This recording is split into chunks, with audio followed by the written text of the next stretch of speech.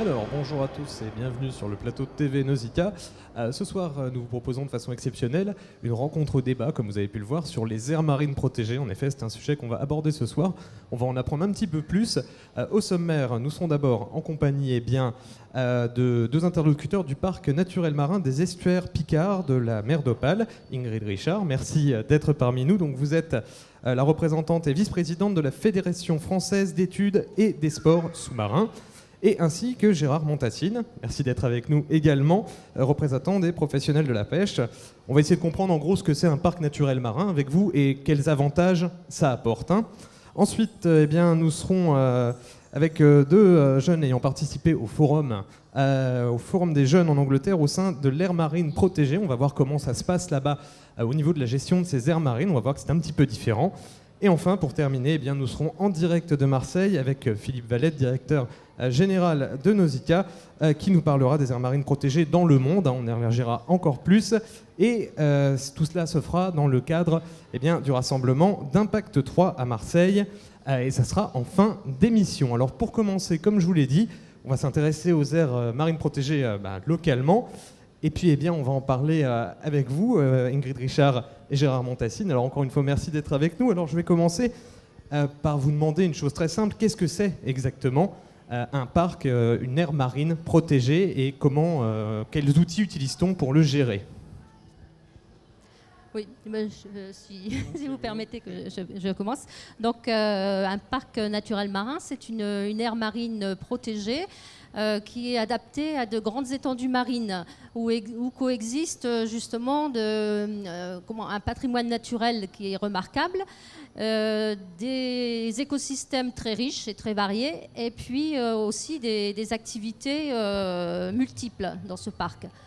Donc c'est un outil qui est utilisé justement pour permettre la protection de ce milieu naturel, et puis tout en assurant aussi le développement durable des différentes activités qui se déroulent dans ce parc, mais toujours en sachant que ces activités sont respectueuses du milieu naturel. Voilà, parce qu'on pourrait penser, c'est vrai, quand on entend aire marine protégée, qu'en gros on met du barbelé autour et que plus personne n'y met les pieds, c'est pas du tout le cas. Non, encore une fois, on peut y développer d'autres activités. Il y a tous les acteurs qui interviennent, locaux qui interviennent et puis qui participent justement à cette gestion du parc. Alors Gérard Montassine, je vais vous poser à peu près la même question. Pourquoi vous avez décidé personnellement de vous engager dans ce projet d'aire marine protégée ? Alors moi, c'est peut-être tout simplement le fait que je sois un pêcheur plus particulièrement de franges littorales et d'un estuaire. Je pense que ceux qui s'éloignent et qui sont un peu plus au large ne peuvent peut-être pas voir forcément les dégâts que peuvent apporter, si vous voulez, toutes les pollutions telluriques. Donc ces pollutions qui viennent de la terre et qui se déversent en mer. Et nous, au niveau d'un estuaire, celui de la Somme, c'est là où je suis né et c'est là où j'ai vécu toute ma carrière.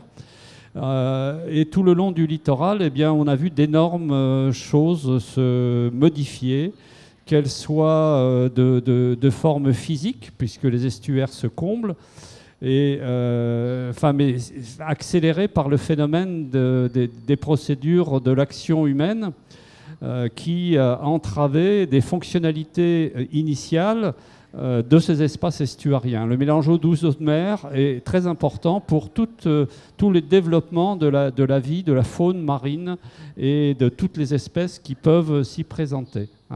Voilà, alors donc c'est un petit peu une passion poussée par le rapport que j'ai pu avoir avec des scientifiques des gens d'Ifremer.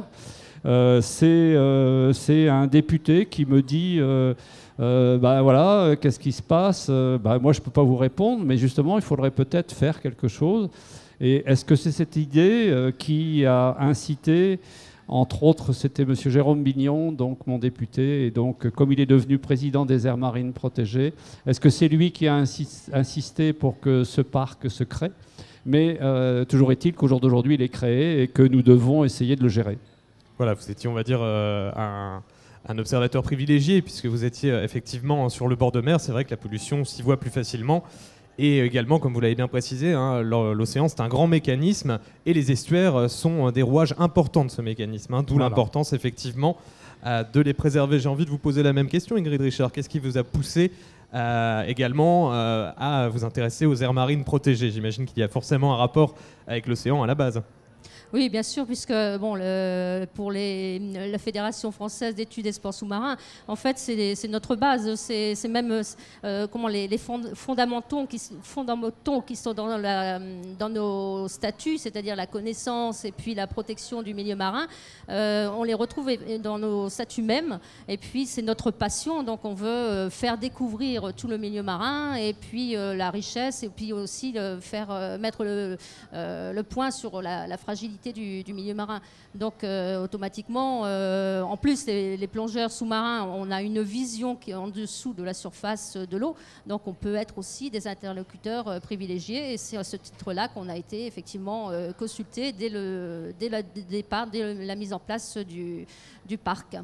D'accord, c'est une mission qui, on va dire, c'est beaucoup de missions de sensibilisation puisque la création de ce type d'aire marine protégée permet par exemple d'expliquer le fonctionnement du bord de mer plus en détail ou même de découvrir des choses que même en habitant sur les côtes on peut ignorer.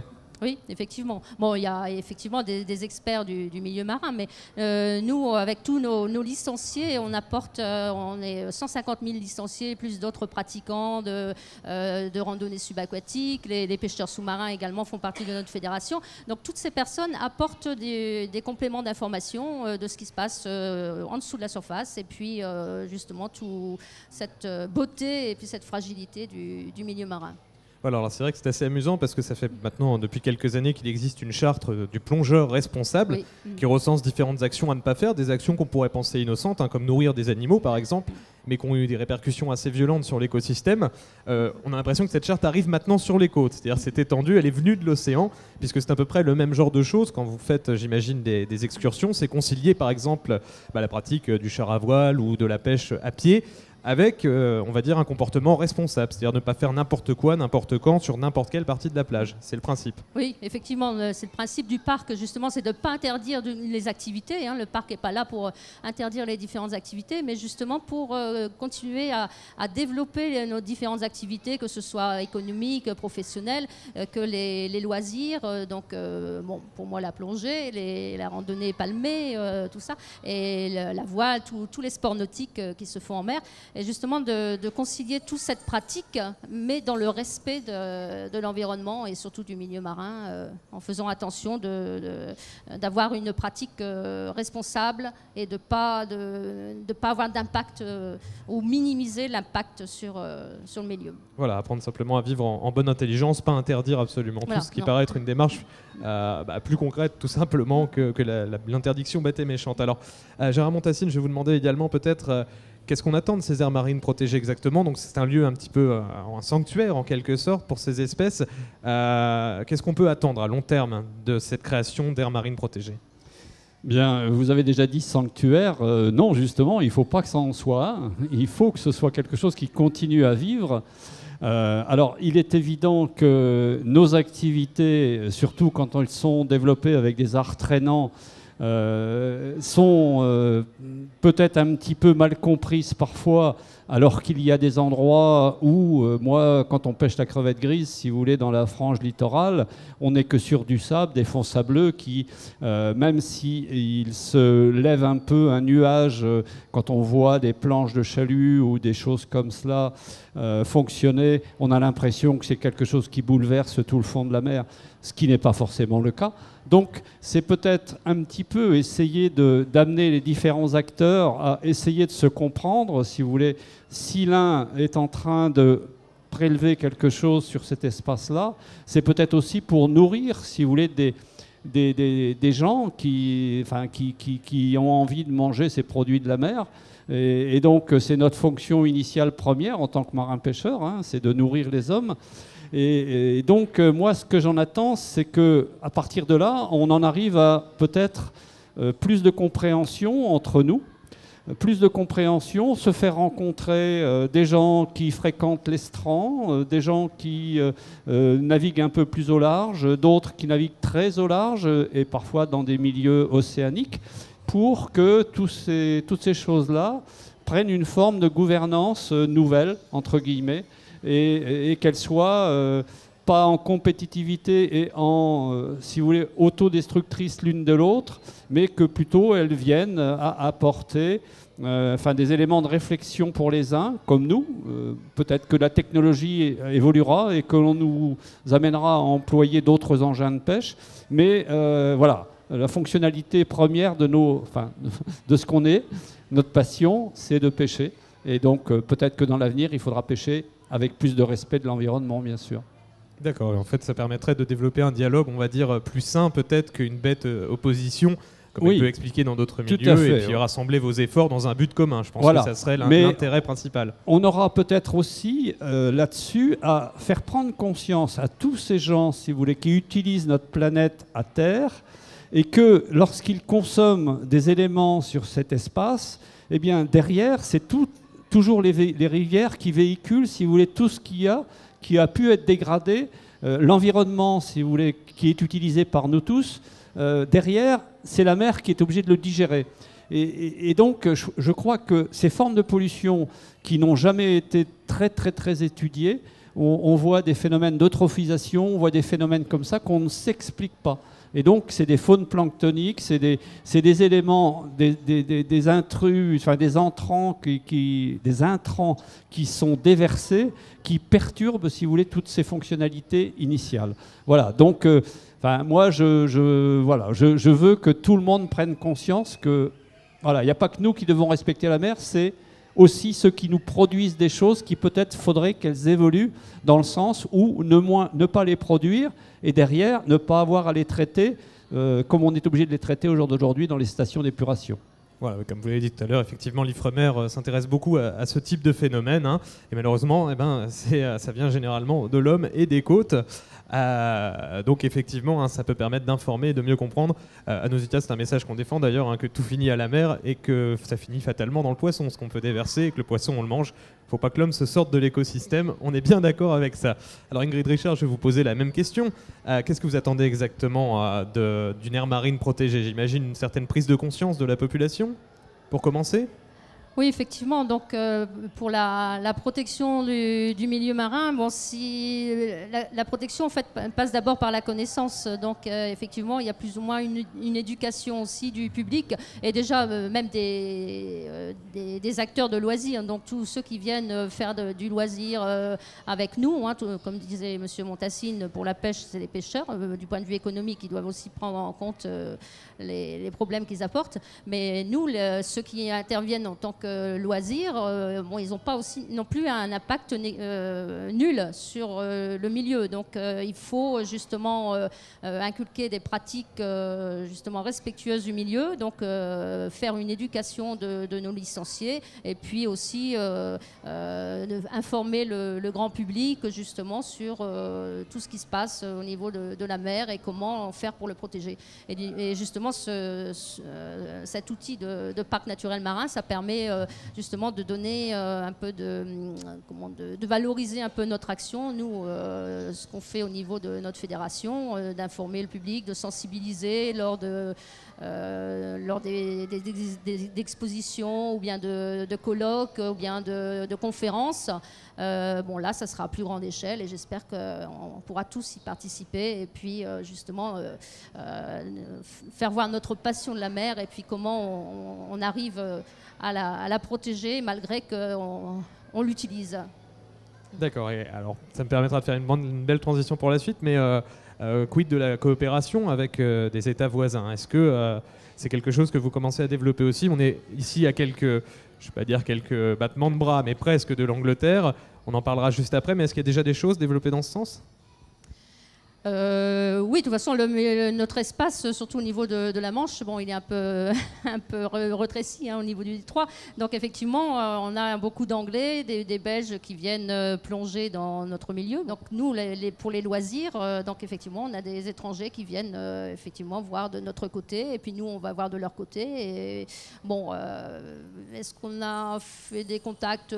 Pas pas tout à fait. Bon, plus avec les Belges, mais les Anglais un peu moins. Ils ont une pratique de plongée un peu... Une méthode un petit peu différente. Oui, non, c'est la même méthode, mais ils ont des réglementations un peu différentes. Eh ben, je vous remercie beaucoup d'être venu parmi nous. On peut les applaudir en effet.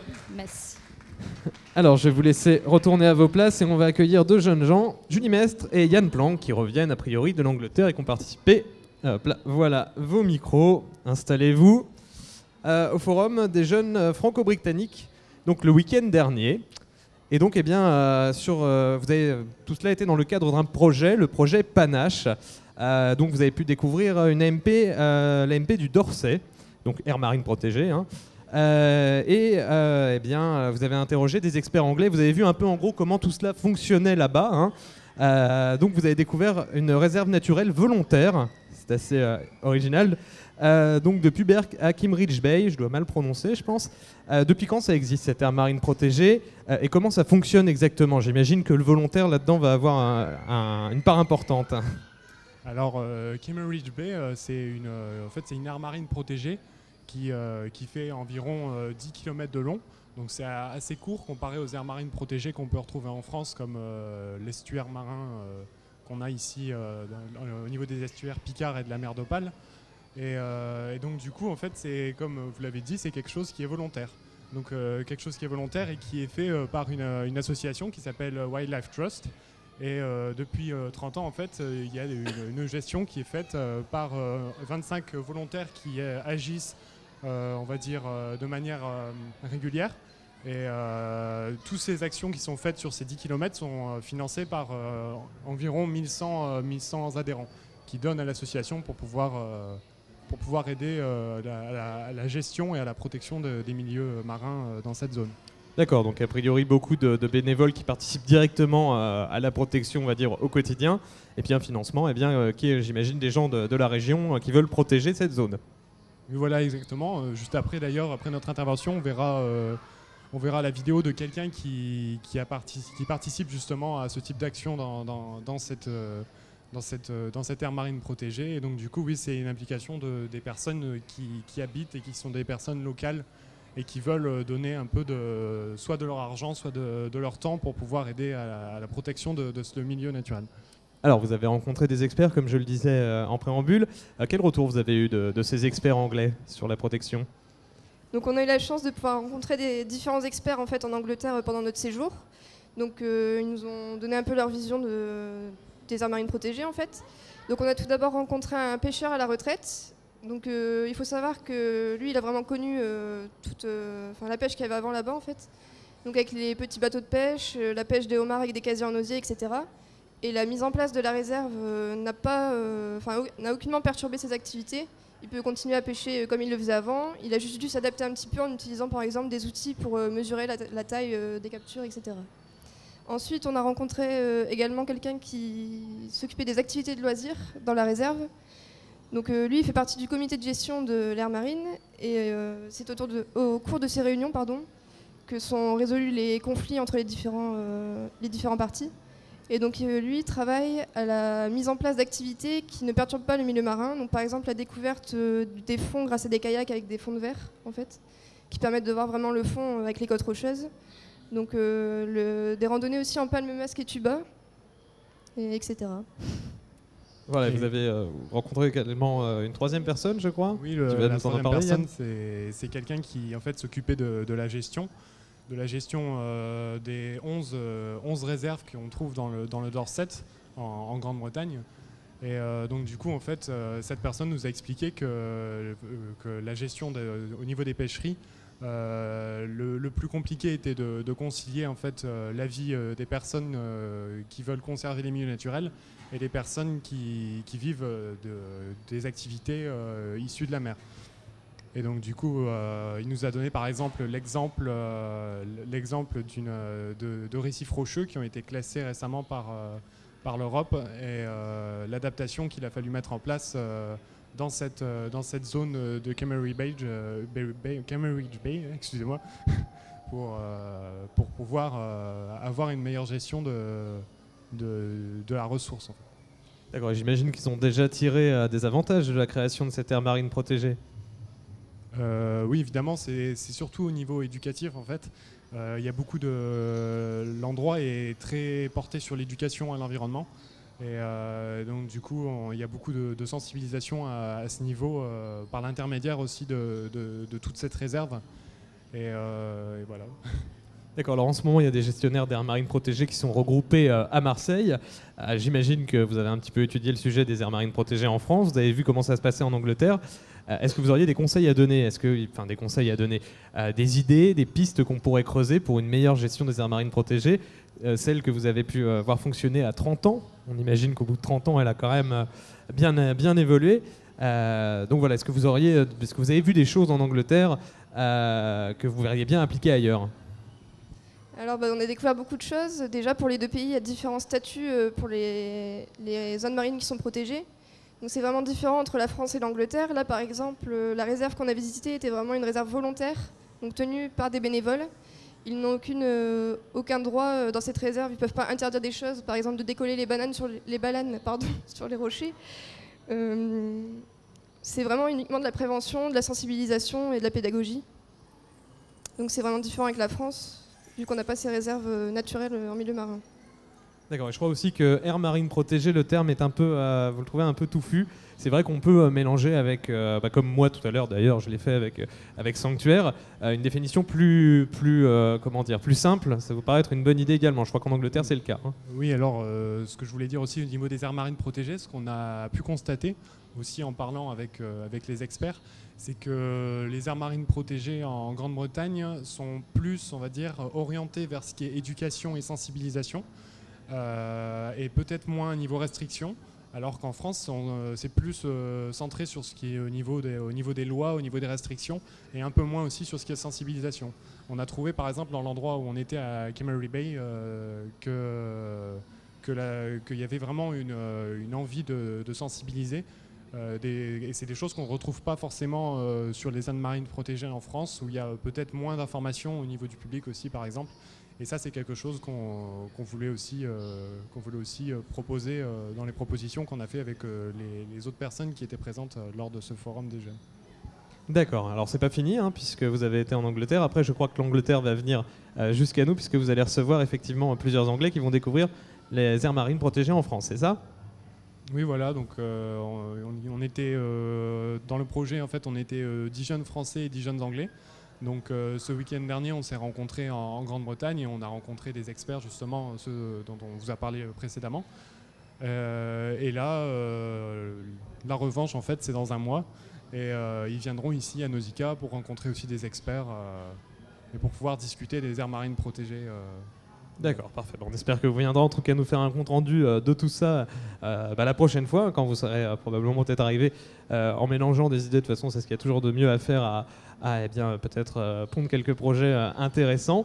Et puis merci à tous les deux d'être venus parmi nous. Donc, et puis on va peut-être voir encore une fois si on a des questions à vous peut-être dans la salle. Est-ce que quelqu'un aimerait intervenir et poser une question? Alors, pas de questions? Parfait, encore une fois, c'est qu'on n'a rien dû oublier. Je vous remercie encore une fois à tous les deux d'être venus. Vous pouvez retourner vous installer, à moins que vous ayez quelque chose à rajouter, non? Non, rien de spécial? D'accord, écoutez, je vous laisse vous retourner vous installer là-bas. Merci à tous les deux.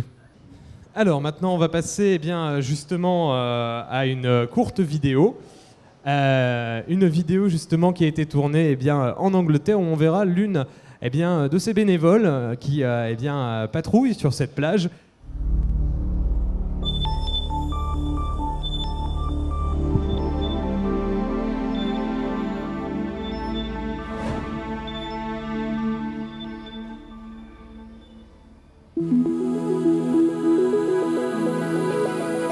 I volunteer there at Kimmeridge Marine Reserve, and I patrol the beaches to enforce our seashore code. So, for example, if I see somebody kicking a limpet or trying to knock it off the rock, I will tell them not to do that, and I will explain why they are important in our ecosystem. During the Franco-British Youth Forum, I discovered that in France it's not popular to do some volunteering, and for me that was very strange. because it's a big part of my life. I have been volunteering now for 4 years in total. In the future, for protected areas across the Channel, I would like to see Britain working closely with France to achieve one single aim to protect our oceans for the future.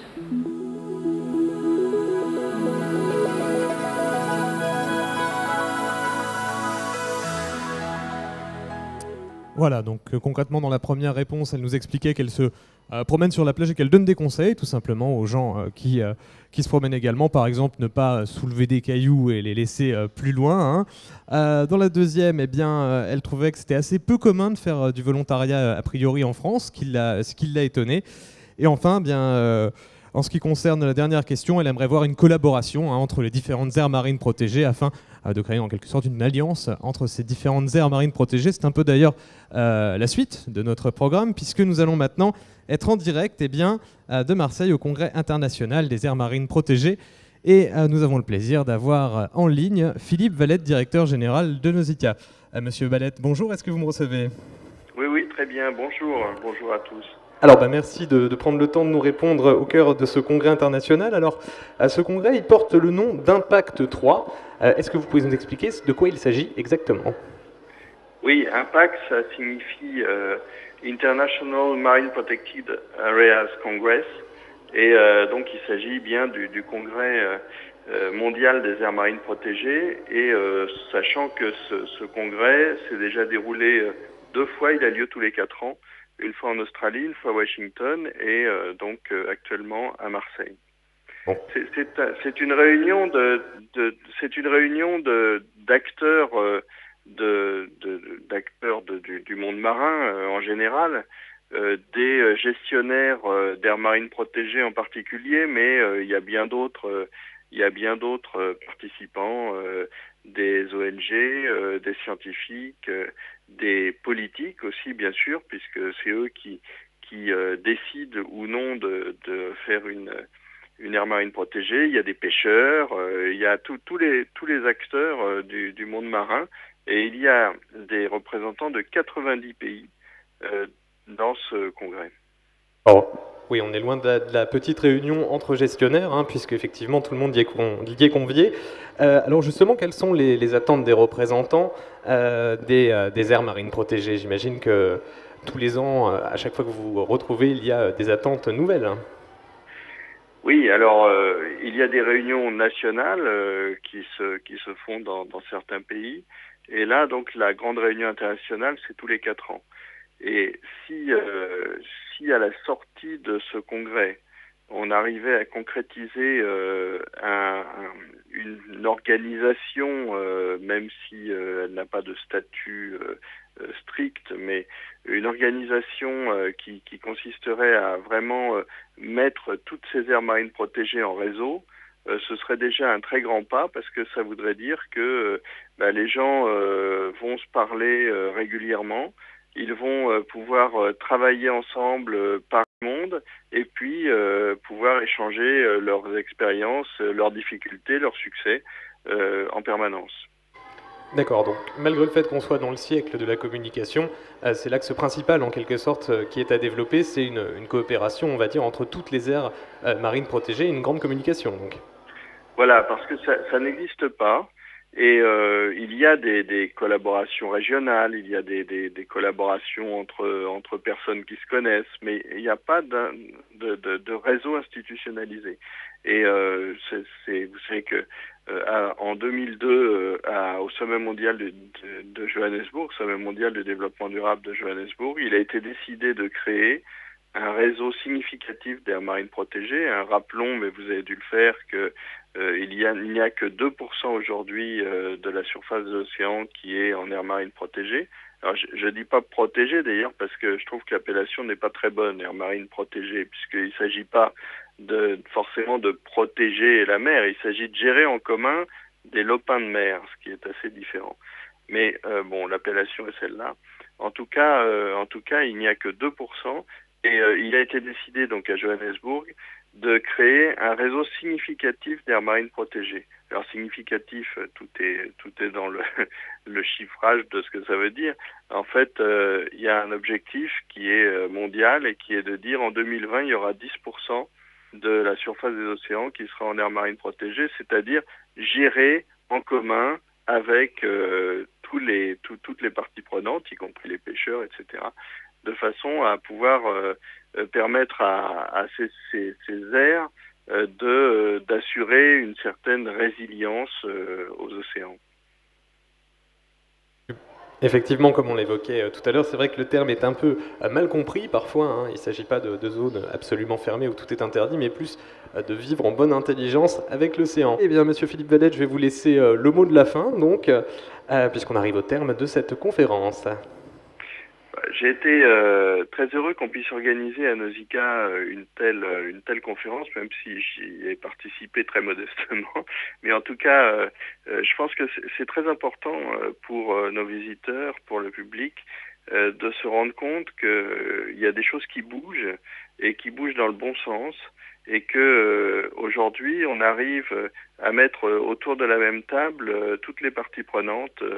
Je vous dis, et des scientifiques, des pêcheurs, des ONG, des gens de l'éducation de ces espaces, et de cette façon-là, eh bien, pouvoir faire avancer les choses. Donc, c'est un grand progrès. Et aujourd'hui, eh bien, on est très en retard par rapport aux objectifs des 10% en 2020, mais par contre, eh bien, c'est en train de se construire. Donc, c'est l'histoire du verre à moitié vide ou à moitié plein. En tout cas, moi, je considère que les choses avancent et que on a devant nous de l'espoir. D'accord. Eh bien, écoutez, merci beaucoup d'avoir été avec nous. Eh bien, on vous souhaite bon courage pour la suite du Congrès international des aires marines protégées. Et puis, on va vous laisser. On vous remercie beaucoup d'avoir été avec nous. Merci. Bonne soirée. Alors, je vais remercier également les autres intervenants de ce soir, hein, donc Gérard Montassine, Ingrid Richard, et également Julie Mestre et Yann Planck. Merci à tous les quatre d'avoir été avec nous. On va se quitter avec un film qui va nous parler des aires marines protégées. On parlait du projet Panache tout à l'heure, vous allez voir quelques petites infos à ce sujet. Et puis, eh bien, je vous remercie également beaucoup de votre attention. Puis, je vous souhaite à tous et à toutes une excellente soirée. Merci beaucoup.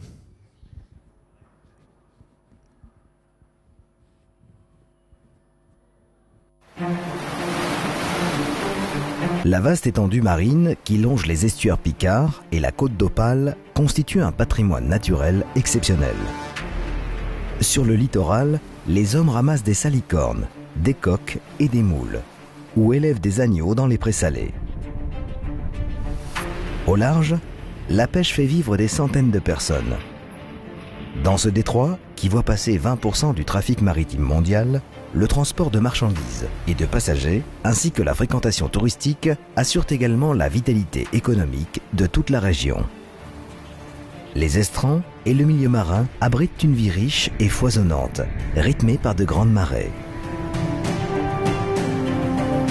Les plongeurs ont une chance extraordinaire avec ce parc naturel marin parce qu'ils peuvent découvrir à l'intérieur une diversité extraordinaire de faune, que ce soit des poissons, les bancs de poissons, les bars, les morues, les lieux jaunes, et puis toute une série de crustacés, des araignées de mer, des homards. On trouve également un grand nombre d'épaves qui servent d'abri justement à toutes ces espèces.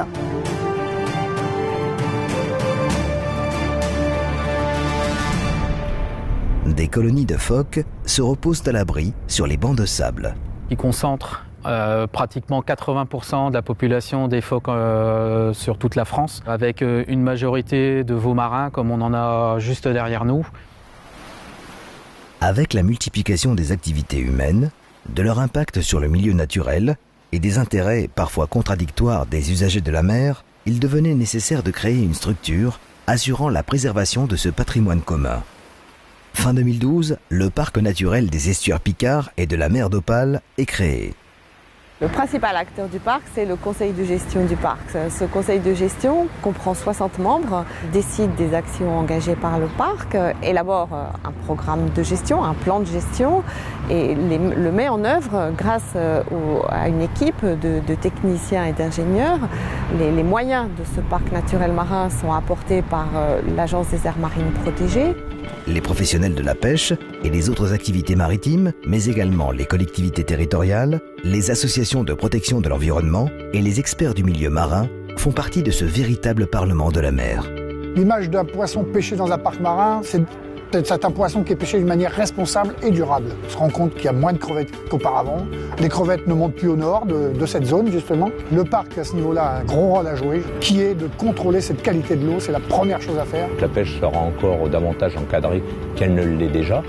Et je pense que ça permettra de régénérer peut-être certains stocks, on va dire, plus sensibles les uns que les autres. Mais ce n'est pas pour autant que ça sera une panacée. Je tiens à répéter que c'est un outil parmi tous ceux qui existent et qui est une nécessité.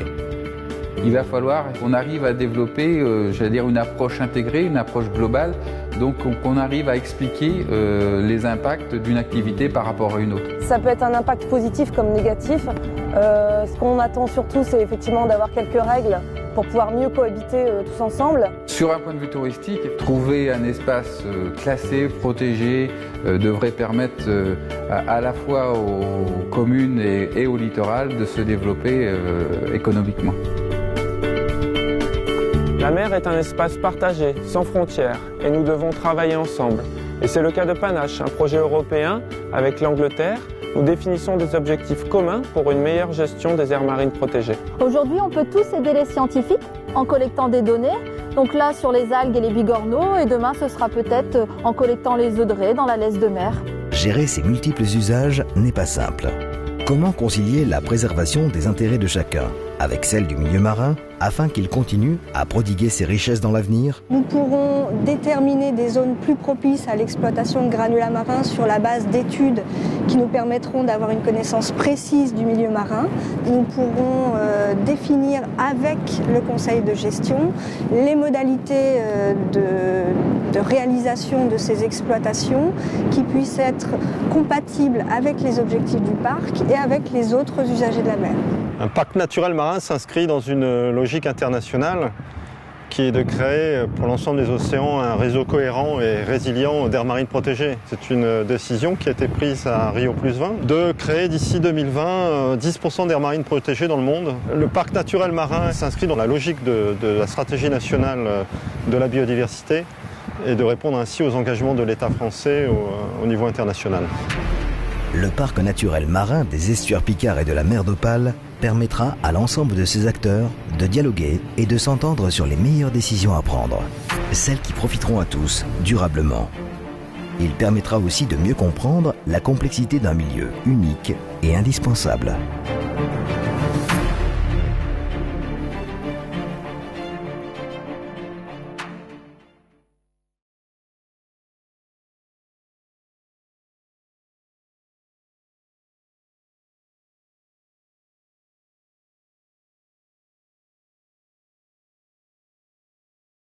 Thank you.